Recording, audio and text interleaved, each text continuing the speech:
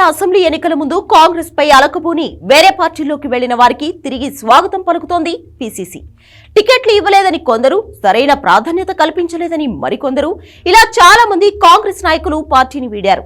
ఇప్పుడు రాష్ట్రంలో కాంగ్రెస్ తిరిగి అధికారంలోకి రావడంతో ఎలాంటి షరతులు లేకుండా వాళ్ళని తిరిగి తీసుకోవాలని నిర్ణయించింది. గాంధీ భవన్ లో PCC chief CM Revanth Reddy అధ్యక్షతన జరిగిన మీటింగ్ లో ఈ నిర్ణయం తీసుకున్నారు.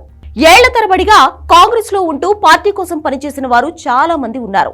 అసెంబ్లీ ఎన్నికల్లో తమకు టికెట్లు ఇస్తారని ఆశపడి ముందు నుంచే తమ నియోజకవర్గాల్లో విస్తృతంగా ప్రచారం చేసుకున్నారు. జనాన్ని టర్న్ చేసుకున్నారు. కానీ కాంగ్రెస్ అధిష్టానం మాత్రం వాళ్ళకి ఊహించని షాక్ ఇచ్చింది. గెలిచే వాళ్ళకే టికెట్లు ఇవ్వాలని డిసైడ్ చేసింది. కొన్ని నియోజకవర్గాల్లో సర్వేలు నిర్వహించింది. అంతేకాకుండా చివరి నిమిషంలో కాంగ్రెస్ లో వచ్చి చేరిన పెద్ద లీడర్లకు వాళ్లు కోరుకున్న స్థానాల్లో టికెట్లు ఇచ్చింది. వాళ్ల అనుచరులకు కూడా అడిగిన చోట్ల సీట్లు కేటాయించారు. దాంతో ఏళ్ల తరబడి కాంగ్రెస్ లో పనిచేస్తున్న లీడర్లంతా రోడ్డున పడ్డారు. ఇక కాంగ్రెస్ అధిష్టానం మీద కోపంతో వేరే పార్టీల్లోకి చేరిపోయారు. ఎక్కువ మంది అప్పటి అధికార పార్టీ బీఆర్ఎస్ లోనే జాయిన్ అయ్యారు.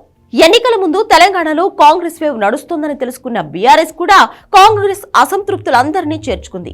అంతకుముందు ఆ లీడర్లు బండబూతులు తిట్టినా సరే కేసీఆర్, కేటీఆర్ తెలంగాణ భవన్ లో జెండాలు కప్పుతూనే ఉన్నారు.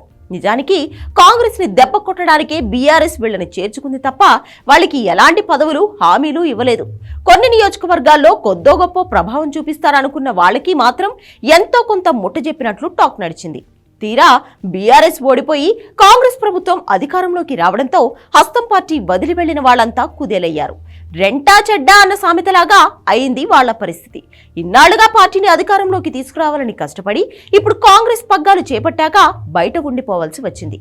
అందుకే పార్టీ వదిలి వెళ్లిన కాంగ్రెస్ లీడర్లపై సానుభూతితో వ్యవహరించారు పీసీసీ చీఫ్ రేవంత్ రెడ్డి. కాంగ్రెస్ అసంతృప్తుల కోసం గాంధీ భవన్ ద్వారాలు తెరిచి ఉంచారు. పార్టీలోకి వచ్చేవారికి ఎలాంటి షరతులు విధించాం. అలాగే వాళ్లు కూడా ఆ పదవి కావాలి, ఏ పోస్టు కావాలి అని పేచీలు పెట్టకుండా కామ్గా జాయిన్ అవుతానంటేనే తిరిగి చేర్చుకోవాలని నిర్ణయించారు. గాంధీ భవన్ తలుపులు తెరవడంతో ఇప్పుడు ఎంతమంది బ్యాక్ టు పెవిలియన్ అంటారన్నది చూడాలి.